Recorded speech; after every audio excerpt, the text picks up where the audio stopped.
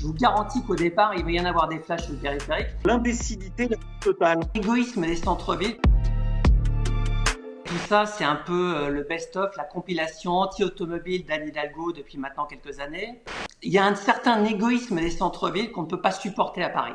Parce que Paris, c'est quand même la capitale. C'est une ville où il y a 2,2 millions d'habitants, mais il y a 12 millions d'habitants en Île-de-France. Pour faire très simple, les émissions polluantes sont en corrélation avec la vitesse d'un véhicule. Ah oui. Le moment où les émissions polluantes sont optimisées, malheureusement pour la maire de Paris, c'est aux alentours d'entre 70 et 90 km/h. C'est à cette vitesse-là que l'on observe le moins de pollution. On va être plus longtemps sur le périphérique, à 50 km/h, donc potentiellement, on va polluer plus longtemps sur le périphérique. Faire un plan de qualité de l'air qui appelle les gens à rouler, les automobilistes, en dessous de 50 km/h, c'est les obliger à émettre davantage de polluants. C'est-à-dire qu'on est dans l'imbécilité la plus totale. Je ne sais pas si ça va changer le climat et ça va sauver la planète. Par contre, il y a une chose qui est sûre, c'est qu'au niveau du radar, quand on passe de 70 à 50 km/h, quand ça fait 10 ans qu'on a cette habitude de rouler à 70 km/h, je vous garantis qu'au départ, il va y en avoir des flashs sur le périphérique. Direction le covoiturage, c'est ça l'avenir.